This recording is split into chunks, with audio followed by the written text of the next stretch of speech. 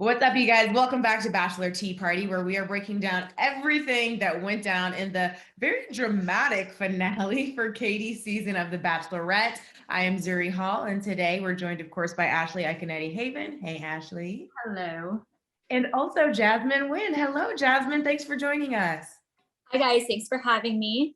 Of course. So let's go ahead and get right into it. We're going to get into what happened with Greg, obviously, undoubtedly, in just a bit. But let's kick it off with Blake and Katie's one-on-one, okay? So I'm curious to know how you ladies feel about Blake's connection in the moment on their date where he's expressing how much he loves her, even after Katie admitted that she wanted to quit the show when Greg left. Let's kick it off with you, Jasmine.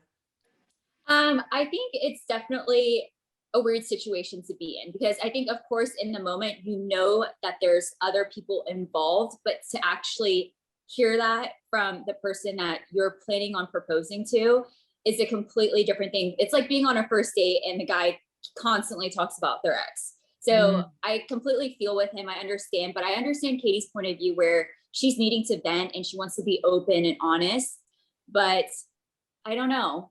I feel for Blake. I really do. Yeah, Ashley? I'm glad she was honest. I think like he would have watched back and been like, wait a second, if she hadn't been. But of course, like at that point, she would have probably been honest off camera. I think that his facial expression was super interesting because at first it looked like he was gonna like make an issue out of it. And then he was like, okay. And then like got with her and continued on with the date.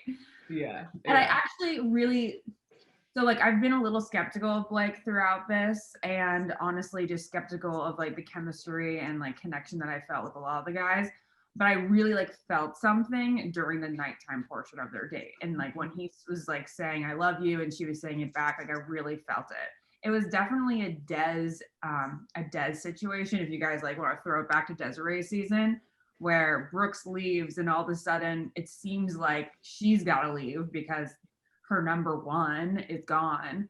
But then all of a sudden she like realizes it's been somebody else the whole time. But it is kind of crazy that she even said last week, like, Greg is my number one. I mean, I wonder if that's something that she told Blake behind the scenes before Dare.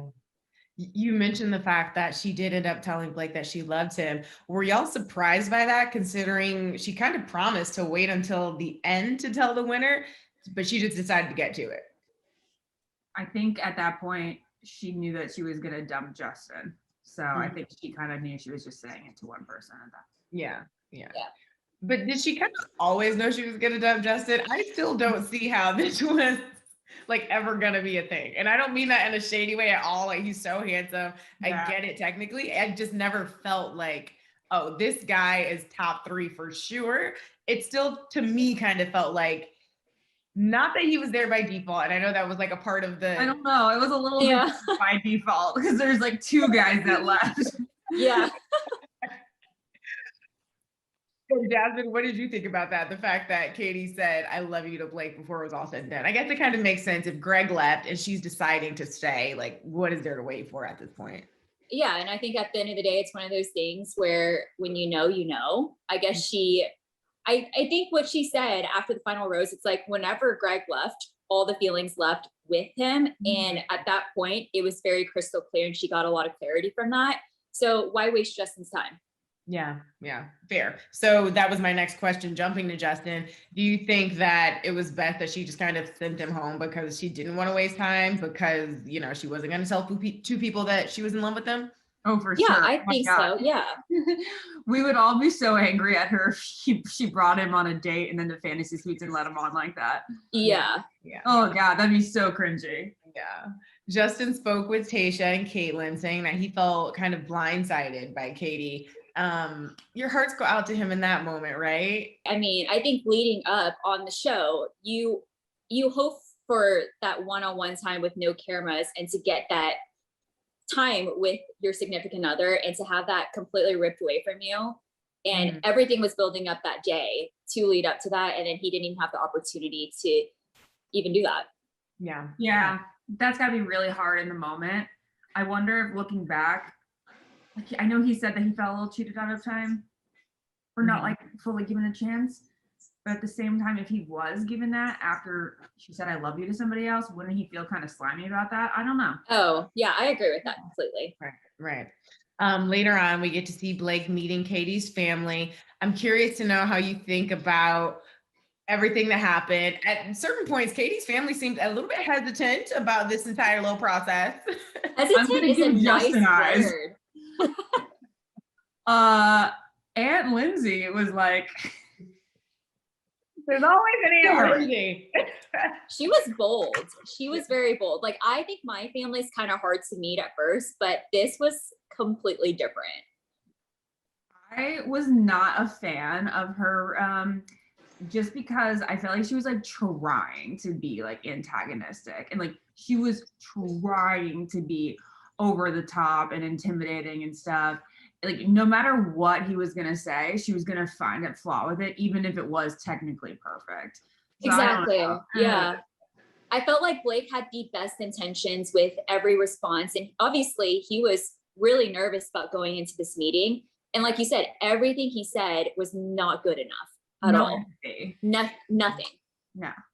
Well, shady family be damned. They found their Her way mom to the seemed ring. nice. Her mom seemed Yeah. They ended up getting engaged. I gotta admit, I was a little surprised that this happened. Like, period. I just didn't see this going this way. But I mean, were you guys happy for them in the end when Blake did get down on one knee? Because he was definitely making it sound like he wasn't gonna get down on one knee, and then they were engaged. So what did you think when that moment went down?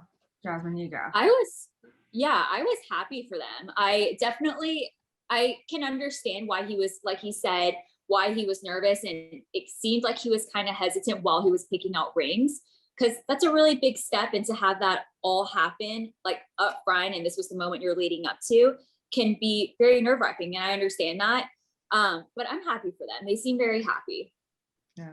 I'm Ashley? particularly happy for Katie because like she seemed like to be like the really happy one in that situation. Yeah. It came across to me as like too nervous and unsure. And the fact that like they built it up like that, it was just for her to get heartbroken by Blake, and then from Greg, and then for her to like find the happiness with Blake, and then you'd be happy for her, and then for you to like the emotion to drop again into him not being sure about proposing. It was just like, can I just feel good about this for a second? Yeah. Because after seeing like 20 minutes of him being hesitant, I wasn't like, woohoo, yay, they got engaged. It was more, I was still thinking like, oh my God, did this guy really want to do this, or did he feel pressure to do it? Yeah. Well, it makes that date that they had before the proposal make so much more sense, of writing all your fears down and any concerns that you have. That made that date make a lot more sense. Yeah, that's true. That was kind of fun. That was a cool weird monster. Wait, what'd you say, Ashley? The weird monster. Oh, dude. And of course, we had after the final rose. Katie and Blake seemed like very happy, I must say. So, how are you feeling about how the relationship left off? Where we saw it pick up? Are we feeling the relationship a little bit more now that they've had a little bit of time to settle into it? I'm vibing with it, I will say. Yeah, definitely. And how cute was the whole like speaker thing? Yes, that was so romantic and sweet. Yeah, it really was.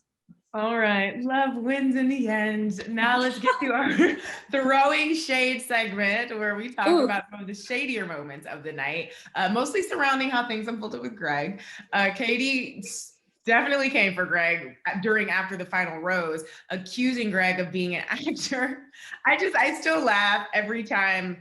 It's like accusing someone of being an actor, like just being an actor is like the ultimate insult. But obviously we get that there was more behind it. Like maybe he wasn't there for the right reasons. What did you think about watching how she came for him during that segment? Ashley? I was down with it.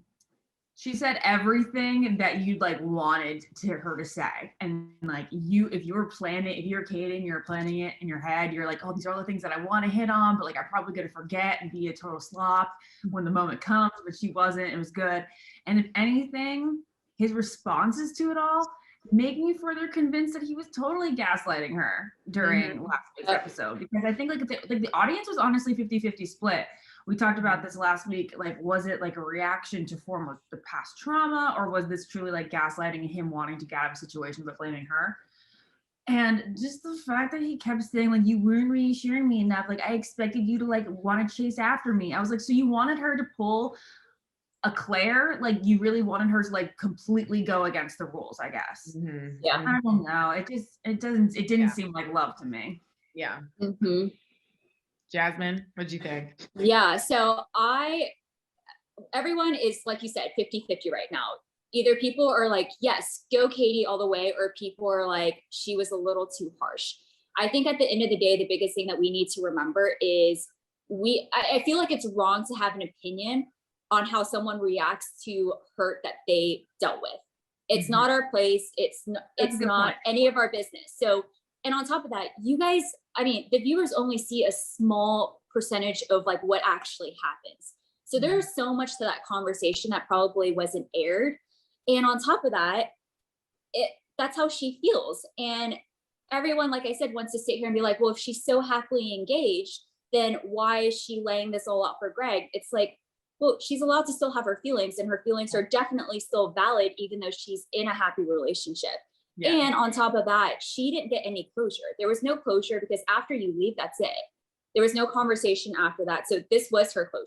And I think how she handled it was perfect for her, and her feelings are valid, and I completely support her. Yeah. So it's safe to say we're Team Katie on this one.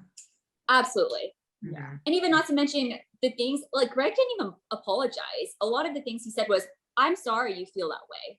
I hate when people do that. Like, I can understand this. I hear what you're saying you feel. I can see how you think that's true. And I'm just like, either you are truly apologetic or you're not. But there's no in between where it's like, oh, I'm sorry that like you feel that way. I have nothing to do with that, but it sucks for you. It's such an underhanded way of getting out of something. Lack of empathy, and the fact that he had so much time to really think about what he was going to say, and that's the best that he could do. Yeah. Like, come on. What did you think about it, Ashley, when he was, some people, like you said, people were split down the middle, 50-50. Some people think he was being sincere when he was explaining, you know, why he kind of had that meltdown on last week's episode. So were you buying it? Not really. I don't know. I guess it's just like, that's the show. Like, you kind of have to follow the show norms. And he just seemed to really be like, no, I wanted you not to follow the show norms, because he kept saying, like, I didn't want you to be in this Bachelorette role. It's like, she can't really take yourself out of the Bachelorette role. Right. And also, bro, you went on the Bachelorette. Yeah. So. Yeah. I don't know. It seemed less and less authentic by seeing like the way that he wanted, like he was almost like knowing he wanted her to react in a way that he knew she couldn't. And that to me in a way makes it feel like even more so he wanted to get out of it in a way like the get out of jail free card wasn't on him.